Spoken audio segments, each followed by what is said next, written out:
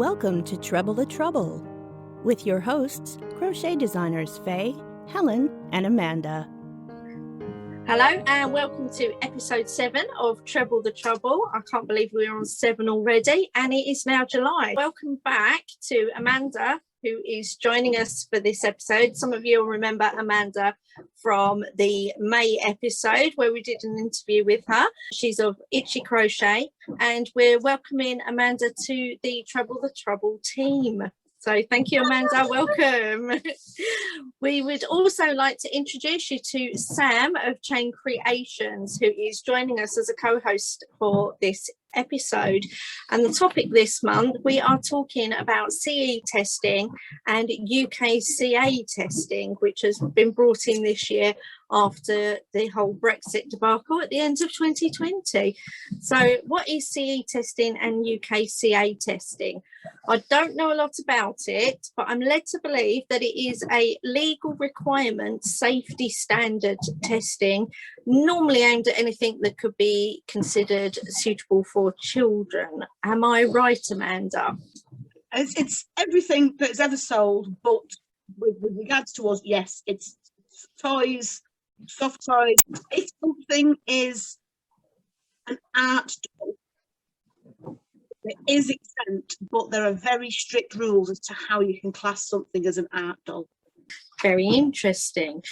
Can you explain to us exactly what is CE testing and what is UKCA?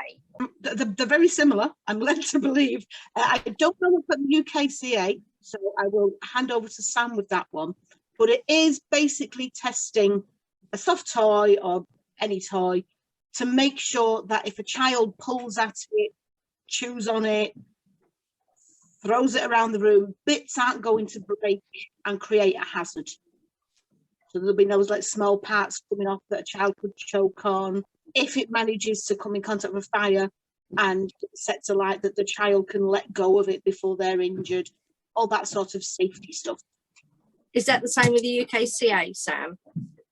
Yes, so the UKCA mark is if all the same tests apply, it's just if you are selling within the UK, it has to have the UKCA mark on your tags, labels. And with the CE one, if you are selling to outside of the UK, to Europe and Ireland, I believe, need to have that CE logo on it. So if your goods are being sold just solely within the UK, you can just have the UKCA mark on your labels. So could you put, if you want to sell to both, could you put both marks on there? Yes, I believe you can. Yeah, when you fill out the paperwork and the files, when you've done all your tests and you think that your item is safety passed, there is a declaration of conformity form, which is the final sign off to say it's safe. There is a different one for the UK and there's a different one for the CE one. So as long as you've got the both relevant pieces of paperwork. So basically you can put the two on the same label, but you have to have two different forms, one for UK and one for Europe. Yeah, that's I believe that's correct. I'm not dealing with the CE part. I'm just selling mine at the moment because I'm new, just for the UKCA mark. So the basic tests are the same for both? Yes. Originally, the CE testing that was for the UK and sort of when we were still in Europe, the whole of Europe, it was originally the British kite mark. So the standard is a British standard anyway. So there was no need to change the rules just because we left the EU. Okay, so we know what it is now. How do you do it? So there's certain tests. There are tension tests where you have to twist any seams of your toys. So if you stitch the arms on, leg, heads, whatever, you twist them so that if a child twists them, the arm doesn't come off. There is a picture. Sam sent a picture of the torque test. That is the weight test you dangle weights, and I've forgotten how much again already. We'll go for 900 because that's the eye weight. 9.2 kilos. Yeah, 9.2 kilos. That's the eye weight. You may as well do that. And that's to make sure the children fighting over the toy, they're not going to rip the arm off, and then the arm presents as a choking hazard, basically. That's a lot of what the testing is, dangling weights of things. I have a picture of how I do the eyes. When you have the safety eyes, it's best if you put a ribbon underneath them. If you put a ribbon between the soft toy and the eye, then you can attach your clamp to the ribbon to then attach the weights to your toy to see if the eye will pull out if a child gets at it, because despite what you'd think, because you've got to do the test, it's really difficult to get something between the fabric of the toy and the eye once the eye's on. So, and you want to be able to make sure that that eye isn't going to come off and choke the child. Okay, so you've explained some of the tests, but actually if somebody wants to go down this route, where would they begin? You can go to the library. All the information, all the requirements are all free to find, and you can read the CE testing regulations. You can get them online these days as well, and it will give you, it's very dry, it's a very long read, but it will give you each individual how much weight you need to apply to the limb and how far apart the G-clamps need to be, and all the rules and regulations that your toy needs to pass. But it's not an easy read. It is a very long document. Finding the right bits of information can be a bit of a slog. Is that the same way that you found out about it, Sam?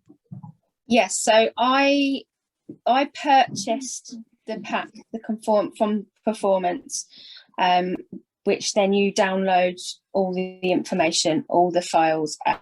It gives you the checklist of all the tests you need to do, the order that you need to do them in, because they all need to be done in a certain order. And it also gives you templates of the files that you need to fill out, that you keep for your documentation, that they are safe, and templates of the final declaration of conformity forms. So you get all that within the pack, and then it's just all stored on the computer, obviously. And I found that very useful for knowing the tests, and it tells you everything you need to know. We do have links for these for this pack, which will be put at the end of the video, or below it.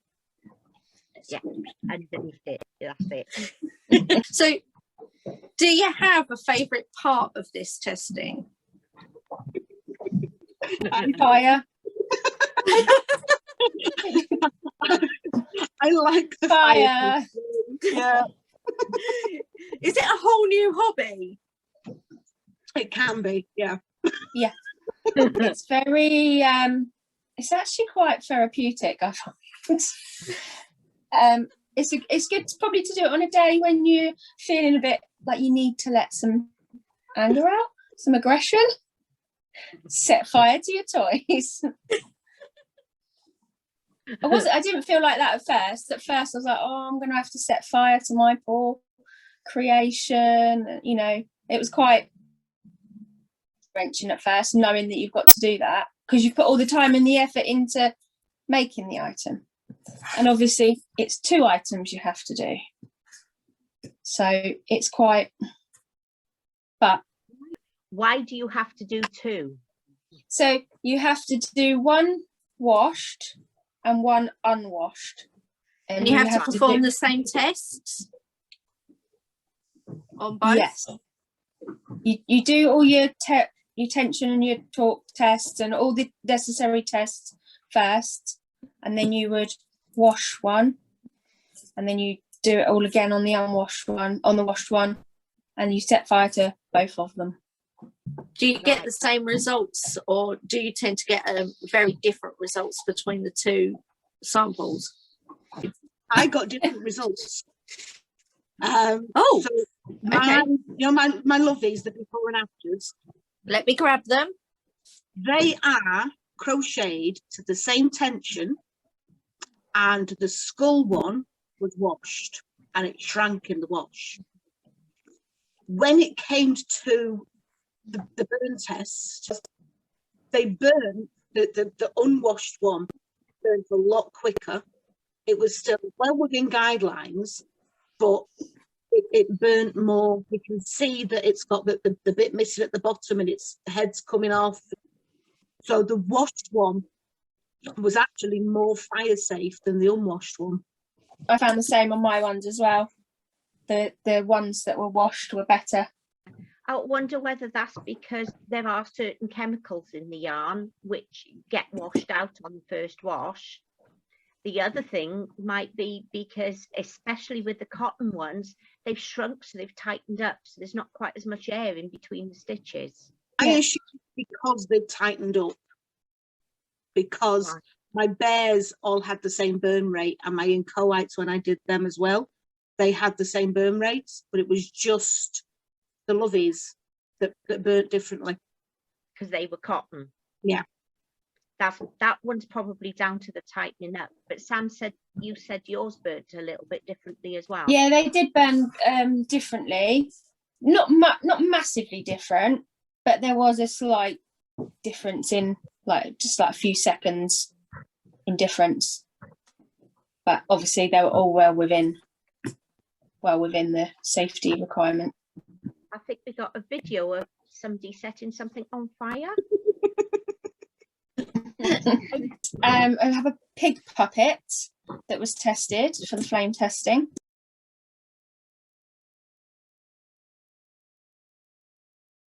So with the testing of the flammability, you have to hold your lighter for 3 seconds. It has to be in the flame for 3 seconds. The flame has to be 5 millimeters away from the toy, and there's a measurement of the flame, how long it has to be, but that's all explained in the pack. And basically you have to time the rate of how fast the flame will spread, or the fire will spread, within a measurement of 150 millimeters is the minimum distance. So anything smaller, you have to do test sausages, etc., which we can discuss later. But then you work out the sum at the end of it and work out how far that has travelled in a time for it to be safe. And the pig video that we've just seen of the flame test, is that a typical result? For all the puppets that I tested, initially some of them just had they just scorched and they just self went out. I've got one here, little dragon, he's just got a little scorch on his tail, so that straight away was a pass. But I almost got I wanted them to set on fire, because I wanted, to me, just a little scorch mark, it was I was questioning, have I done this right? Because to me it was how can I test if it's safe if it's not on fire? So I needed to see flames. So it's quite scary in the kitchen.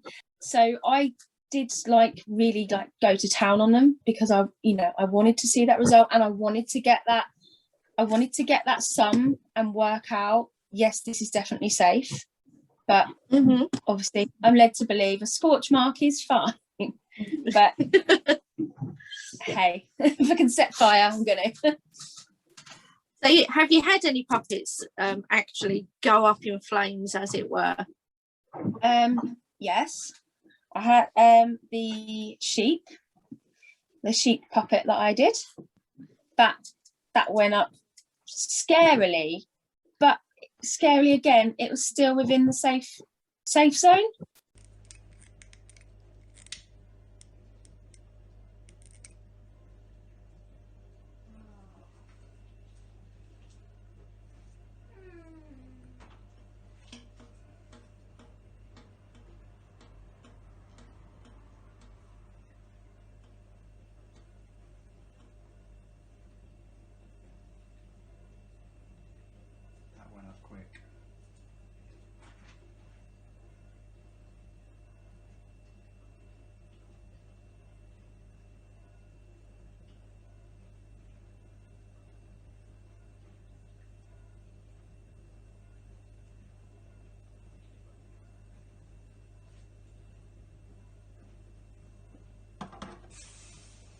So the sheep puppet has slight different design in the way it's made to replicate fur. So it has what we call the loop stitch, which is very loose stitch. So as soon as that took hold, that just went up, as you can see. So you can see the loop stitch. There's a lot of space around the yarn, and lots of air can get within that and ignite the flames. And that's what happened in the video, wasn't it? Yeah. So was it within legal limits? Yes, it was within legal limits. It was very high compared to all the other puppets, which were 2, 3, and maybe 4 seconds, which is low. The sheep was like a 24-second burn rate. So in comparison to the others, very high. And the legal requirement is it's under 30. So it's still passed, but it was still scary. I can imagine. Yeah. In view of this, obviously these are all my designs, but Sam's been making them to sell. So in view of that, I was a bit scared about that, because the idea of these burn rates is so that they can drop the toys if they catch on fire. However, with puppets, they can't drop them. You've got your hand inside them, and if it should catch, are they going to get them off their hands quick enough? So the puppet is going to be redesigned. Sam's made one that's along the lines of the way I'm going to redesign it, with the bobble stitch on there. Instead of using the loop stitch, we'll use the bobble stitch to replicate the fluffy sheep. Have you tested one of these yet? Yeah, and he was just as equally as good as the others. It just makes such a difference, because obviously it's tighter. So less places for the air to get in and circulate, I guess. Yeah. But it's just, I wouldn't like to think of a child playing with something that I've designed and then getting burnt. So I just wanted to make it a little bit safer. And until Sam started testing these toys, I didn't realise how quick that was going to catch and what a difference the stitches that you use make. I mean, I've never looked into safety testing because I've never had any intentions of testing them and selling them. But yeah, that was scary. Similar experiences with you, Amanda? Most of my toys are stuffed, and I stuff them really firmly, like they make a good solid thunk when you put the desk with them. Because there's very little airflow, the worst one I did was the merry-go-round bears, the riot bears, and they melted because they're acrylic, but because there's not much air, their feet just melted a little bit. The best one was in coax, who didn't even catch. There's not even a scorch mark on his feet from when he was flame tested. Wow. And why do you think that is? The shape of the feet is different. In coax just has little bobbly feet. And I think that shape difference, the difference in how the feet are crocheted, just there was that little bit more air. It could have been the yarn, because they're both acrylics, but they are different acrylics. So it could have just been that the merry-go-round that's used for the riot bears is just a little bit more flammable. So whether this is right or not, because I've never used that, but looking at the pictures, the one that you used for the riot bears, it looks fluffier. That's the original riot bears. They were made with riot yarn. Actually, that's why they were called riot bears. Them I didn't end up testing. It's easier to get the certificates for the merry-go-round that I ended up going with for the chemical migration certificates, because you can't do that test on your own.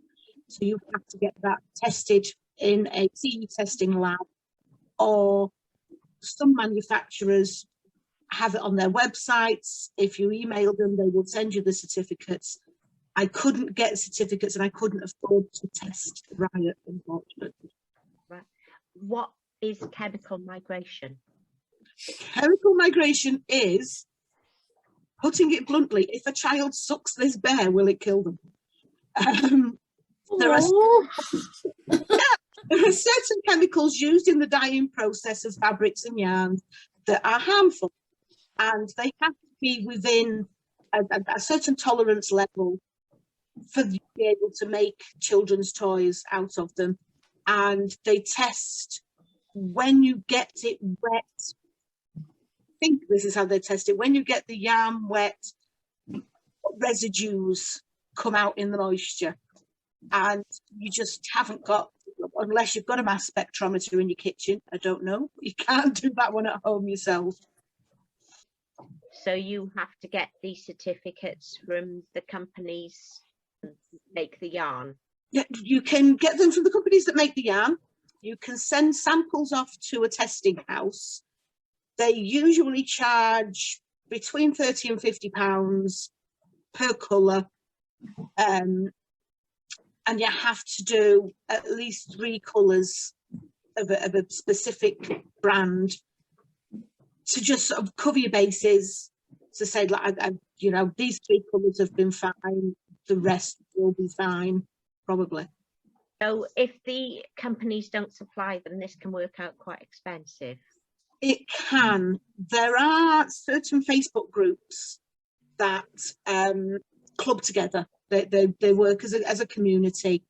Everybody chips in a little bit, and then things that people would like testing, they test them as a group, so it's not costing as much, and everybody gets the benefit of that testing then. That's a really good idea. That is a really good idea. And Amanda, I believe you're giving us the link for that, aren't you? So we can put that in the description as well. I'm a member of, they'll be down there. So I'm guessing you're a member of these groups as well then, Sam?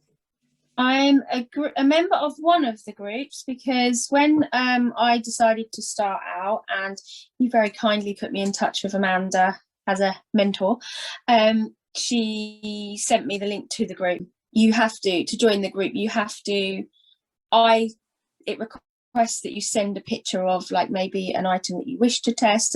So I suppose they can just wheedle out people who are just not being nosy, but, you know, just generally want to do it.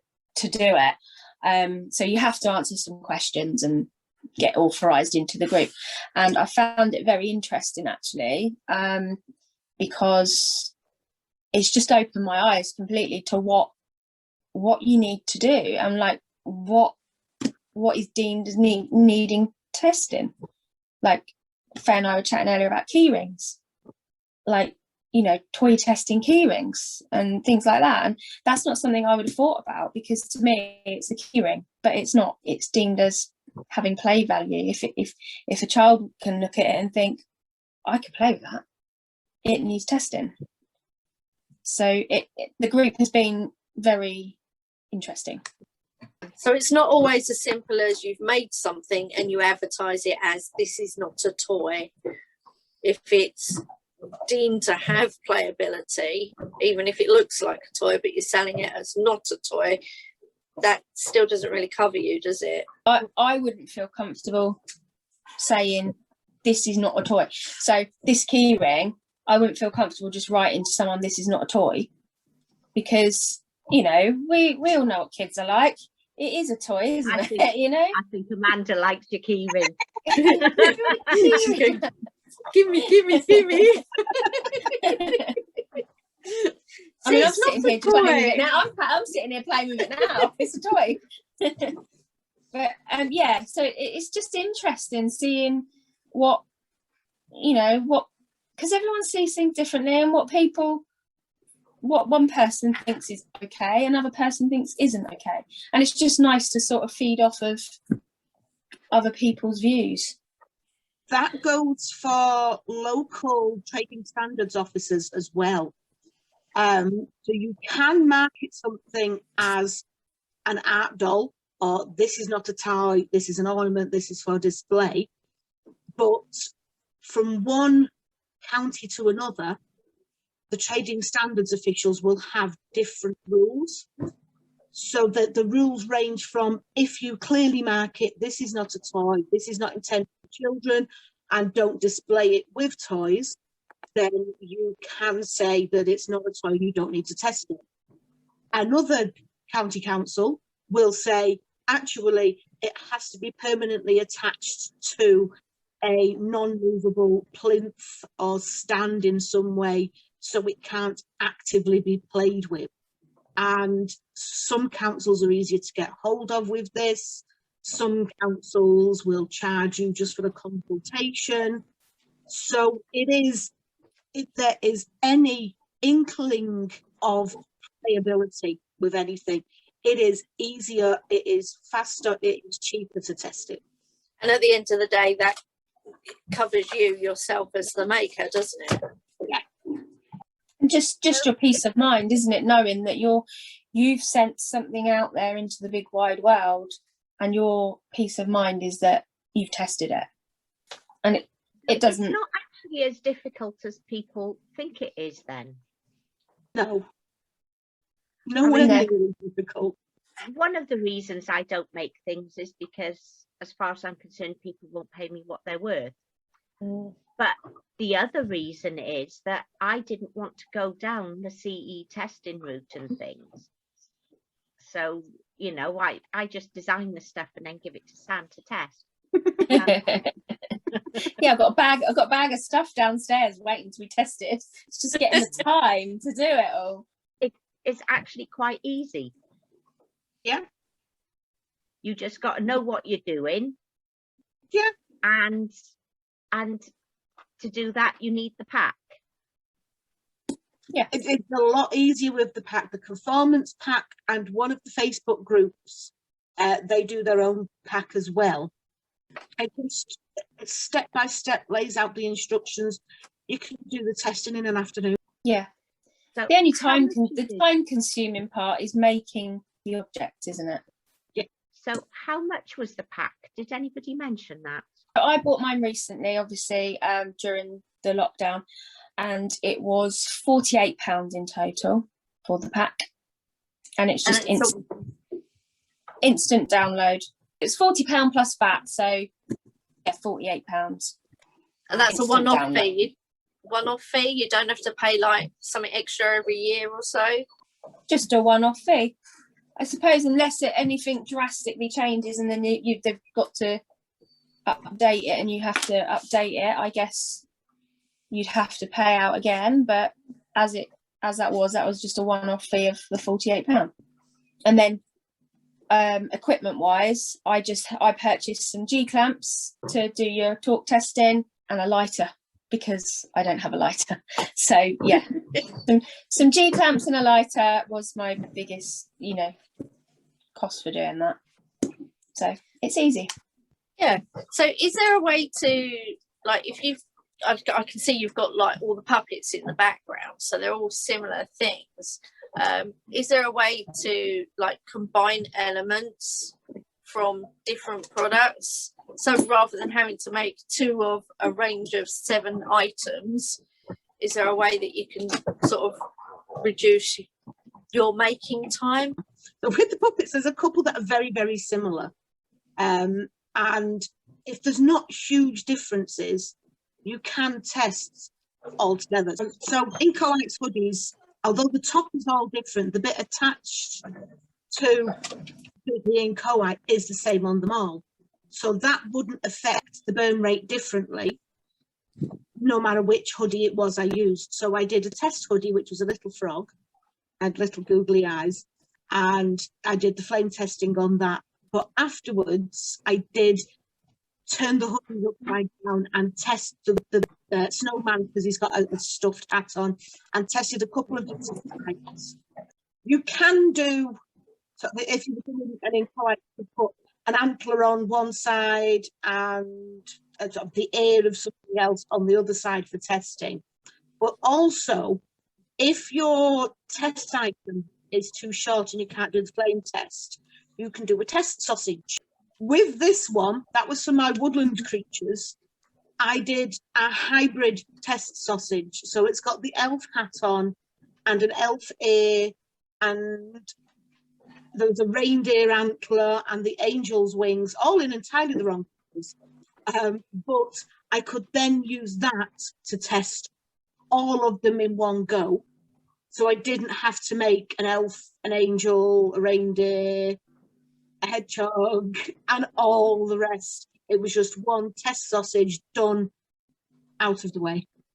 Did you have to test each individual item that was on there then? Yes. I had to test whether the hat was going to pull up and whether the arms would twist away. Nothing came off, which I think is a testament to my sewing skills.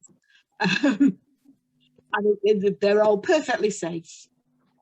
See, I think I could do the CE testing or UKCA testing if it's a test sausage like that, because it doesn't look like anything.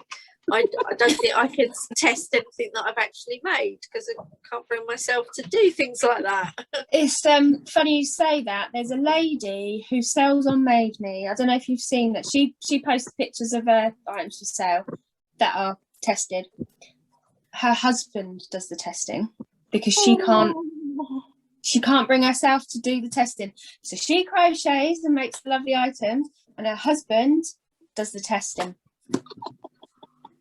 Now that sounds like a good idea. And also another lady who sells on there, she crochets and her husband does the sewing up of the items. Now that's a good idea. That's a good idea. Yeah. But the thing is, yours wouldn't have much to do on the puppets. No, not on the puppets, but some things I do have to sew things on, and I hate sewing things on. That's why I like the puppets, because it's all crocheted in as you go, which that helps obviously with the seams, because when you're pulling, you're actually pulling them tighter. Yeah. Now you see some of the stuff that I've seen you making, that you've got to sew lots of bits together. By now, I would have worked out how to do that all in one go without actually sewing the bits on. Yeah. Yes, that's why you design patterns and I just make them. I can't get my head round that. So if you are changing your yarn brands for your puppets, only because they're there and we can see them. Mm-hmm.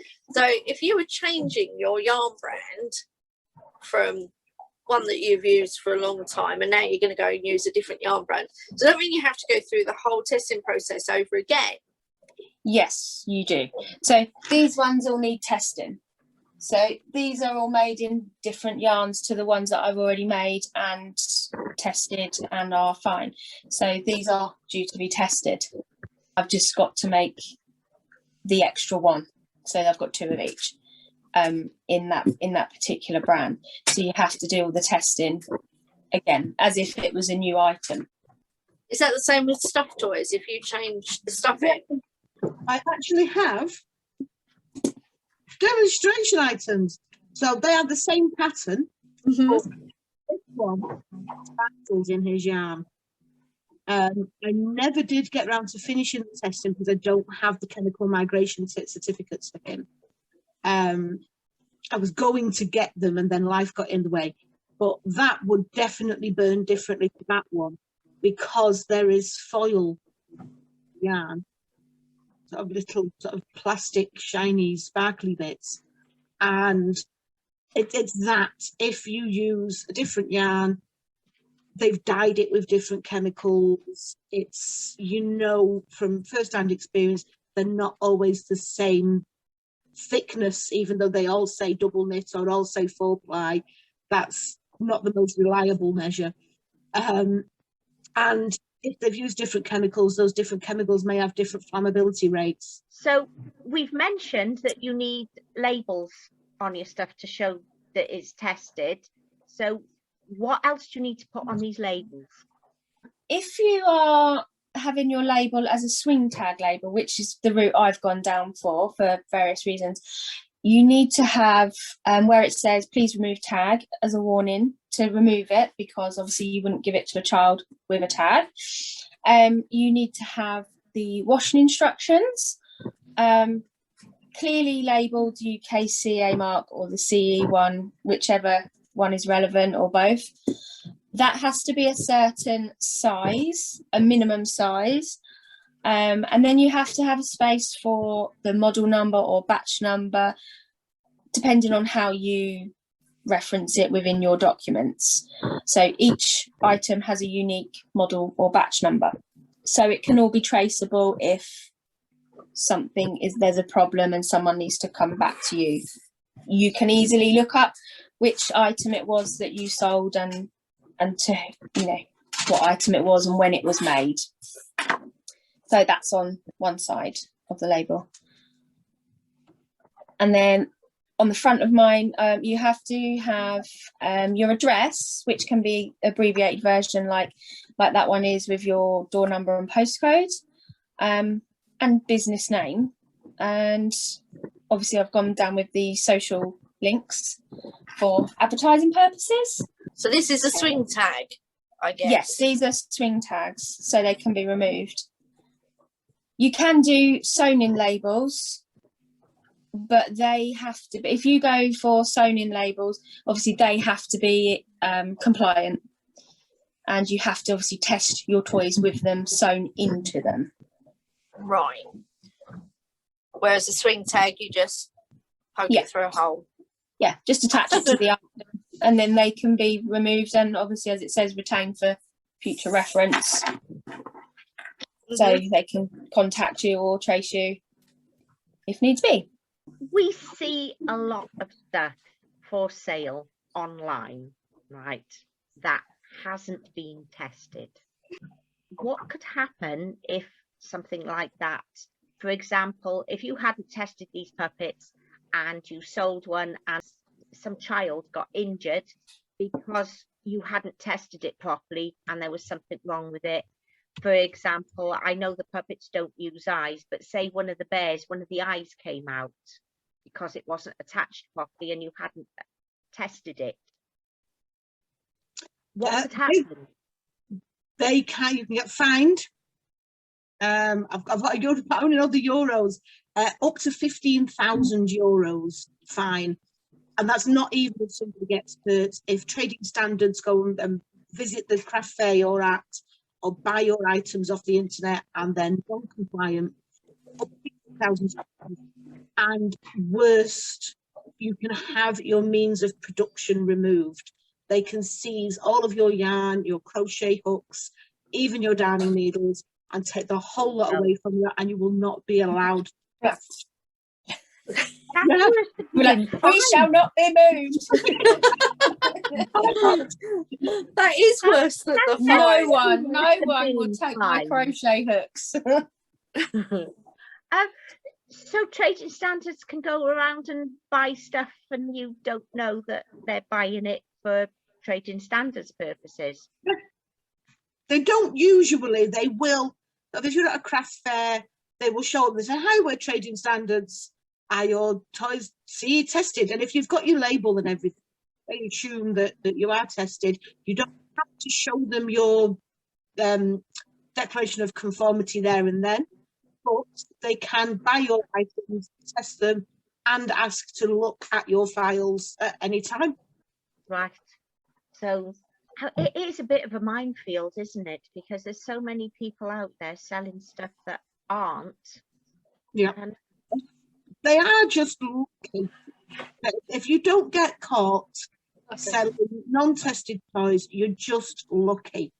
And for the chances of your toy not passing, it's not worth the risk. I haven't encountered in my years of following the Facebook group, I'd say I could count the number of toys that haven't passed on their first test on one hand. It'd be interesting, you know, it's interesting to think these people who sell without testing, how much of it is ignorance? Some people just think, you know, I don't need to do that. And how much of it is just unawareness? People, you know, you can handle unawareness. There are certain makers out there who, if you ask them if their toys or whatever are CE tested as a potential customer, you will get shot down and if you ask them on social media, they will block you. Yeah, get and very defensive. Yeah, and there's no need to be. It is that easy to do.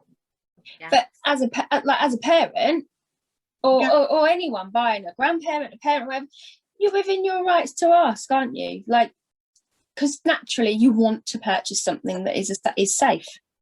But then also you assume if someone's selling, you know, some people will assume because someone's selling a toy, It'll be safe. that it's safe. Now, you see, I could, if I wanted to, ask Sam for all of her certificates and things, right? Because she is selling her puppets in my shop. But she crochets differently to you. No, what I'm saying is Sam sells her puppets in my shop. Right. So I'm within my right to ask yeah. her for her certificates for proof that she's done all the things that she says she's done. You can, yes. I mean, I know she's done them because I've seen the videos, but And she's seen me messaging Amanda, what does this mean? no, actually, I have seen other pictures of a pile of burnt toys sitting in a bowl of water On the draining board. where she set them on fire over a bowl of water so they could just be dropped straight into it. It was like filled with water. It was like a Sunday carvery in here. There was roast pork, roast lamb, roast chicken, roast beef. What if you wanted to, I mean, UKCA obviously covers you for selling in the UK only. And if you want to sell to Europe as well, you need to be covered by the CE testing because that's the European standards. What if you wanted to sell further afield, for example, America? Don't sell to America. Why? In America, it's very complicated. So they have a different set of limits. So the weights are different. The flame test is different. The chemicals that are allowed in the chemical migration test are different. But apart from that, you have to register as a maker in each state you're going to sell in. If you're selling in your Etsy shop and somebody wants to buy your toy from Illinois, then you would have to register as a maker in Illinois, which has a fee. Some states it's more than others. You would then also have to have done the US safety tests, which, to be fair, aren't as stringent as the UKCA tests. So in all likelihood, they would pass, but you would have to use the US forms. You would have to do it in the United States fashion, but there's 50 states. Each time somebody bought a toy from a state, you would have to be registered in that state before you could sell it. So a lot more hassle. Yeah. There is also the issue of insurance, because a lot of UK insurers charge you a lot more to sell to America. Yeah. Because they are a lot more likely to sue you than somebody in Britain. Yeah. When I was inquiring about this, to sell yarn packs and things, etc., it wasn't toys. They wanted 3 times as much a month to sell to US and Canada. I could sell to the rest of the world, apart from the US and Canada, for the same price as selling to the EU. But for US and Canada, they wanted to triple my insurance because of the chances of being sued. Oh, wow. That just says something about the country itself, really, doesn't it? Yeah, quite frankly, with stuff like that, it's just, as a small business, you know, I mean, mine's a full-time job, but I know that both Sam and Amanda, theirs is a sideline, and the amount of money they make from it, probably the insurance would probably wipe them out if they wanted to sell to America. Probably. Probably, yeah. You know, so yeah, it is best to stick to the UK and possibly Europe, which isn't quite as easy anymore. But the other thing that costs a lot is the shipping. And for example, a puppet would actually cost more to post than they are paying for the puppet. Oh, that's true. So there are lots of issues with selling further afield. It's not just about the testing and the insurance and things. There's just, it's a bit of a minefield. Well, it's interesting to know, and I guess it's an important lesson for anyone who is in the UK and considering these routes, really. There is a way to dissuade people from buying your stuff without actually telling them that they're not allowed to, and that's just to put your postage rates up sky high for the country you don't want to sell to. Yeah. Yeah, I think that works both ways as well. I was looking at something that's for sale in America, and it would cost me like £35 just to have it shipped, and I'm like, I'd only be paying a tenner for it. Yeah, it does work both ways, but yes, unfortunately America is just, it's more trouble than it's worth when you're selling stuff like this. Absolutely. You know, I sell digital patterns out there, and my insurance company are fine with that, but when it comes to physical items, it's just not worth the hassle. So a recap then. So what was your initial outlays in getting yourself started? So what were the potential costs for starting up, and what was it that you need to have in order to go down the route of testing your toys?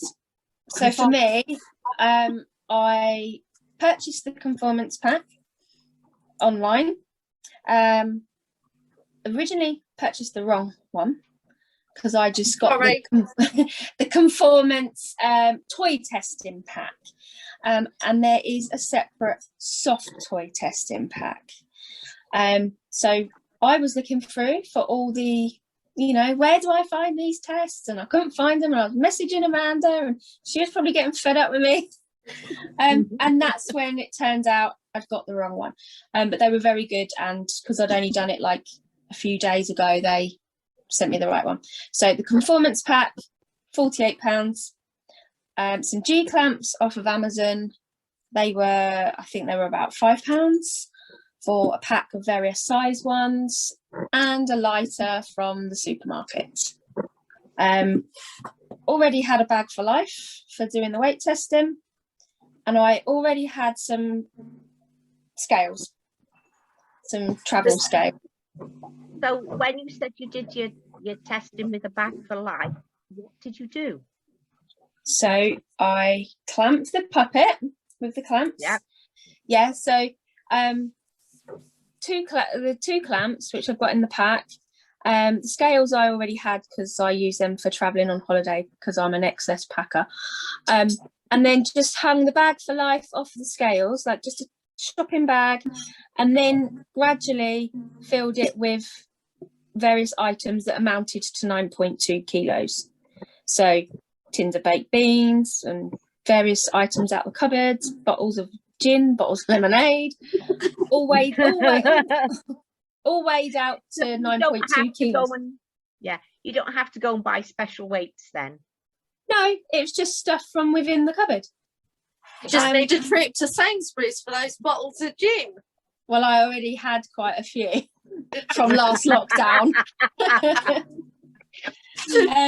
And like we just weighed out, we got various items out the cupboard, weighed out the measurement of 9.2 kilos, and then put the bag on, and then slowly added it in, and Paul very kindly held the scales because it was too heavy. And that was it. So the cost was the pack, the clamps, and the lighter. Right. Not too bad.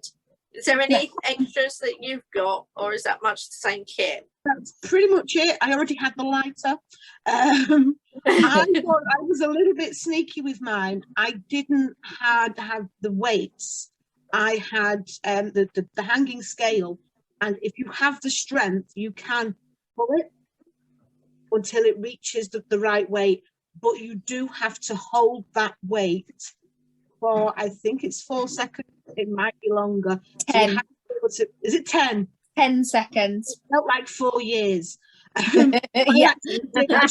And I pulled, and I think to save me dropping below when my arms got tired, I think I went up to 12 kilograms just pulling. Broke my favourite canvas bag first time adding the weights to it. The handle fell off, so I couldn't bear to bring the canvas bag. One more question. If somebody wants to buy some of your puppets, where can they get them? Oh, well, they can get them from Rainbow Valley in Chatteris. Do you really want it sounding that sarcastic? From Helen's lovely shop in my local hometown, through my Facebook page or through mademe.co.uk. I'll put the link in the description. You've got to say, yeah. Like and subscribe. What about yours, Amanda? Do you sell the finished one still, or do you just do the patterns? I do just sell the patterns at the moment, but if somebody came to me with a commission of something I've already tested, I'd have no problem whipping up a commission and selling a finished item of anything that I have tested. So where do you sell them? I have an Etsy shop. I'm on Ravelry, I'm on Instagram and Facebook, and I have a Mighty Networks platform, which is kind of like a blog stroke social media, all under the name of Itchy Crochet Designs. So yeah, so any resource links that we have, Facebook group links, the Made Me shop for chain creations, etc., I will put them in the description below for you. So after the video, after watching, you can go and click on those links. Thank you, Sam and Amanda for joining us today.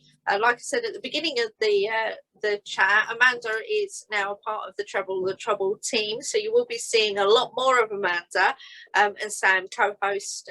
Thank you for joining us this episode. It's been really interesting, and actually I'm not finding the testing quite as scary as I thought it was at the beginning, so thank you very much for that.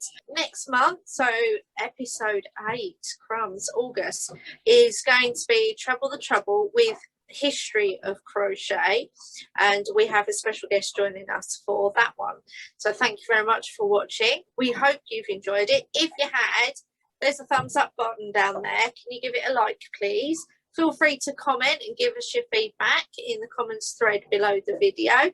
If you have enjoyed it and you don't want to miss next month's episode, hit the subscribe button and then the bell so that you get notifications of when it goes live. Thank you for joining us, Helen, Amanda and Sam. I think we should all say good night. Good night. Bye. Thank you for sharing your time with us. This video has been made possible thanks to Unravel and Unwind Patreon supporters. You too can become a patron for as little as £3.60 a month. To subscribe, visit www.patreon.com/Unravel and Unwind.